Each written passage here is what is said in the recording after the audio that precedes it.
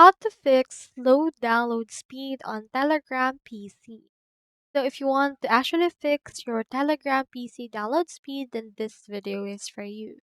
First thing you need to do is you need to head over to your new tab, and then you need to ensure that your internet connection is working or as fast as possible.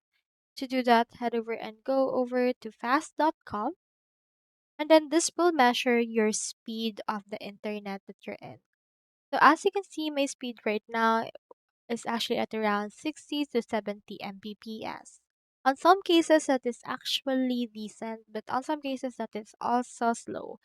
So it actually depends on your country. So on my country, this is actually the norm, and it usually is sufficient for Telegram. However, if your speed is below 20 Mbps, then that's where we should worry.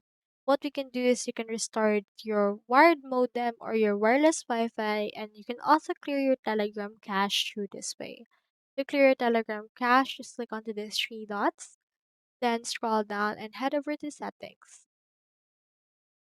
From in there, search in here for cache, then click onto this first link, click onto this cache image, and click on this delete data and hurry to delete this.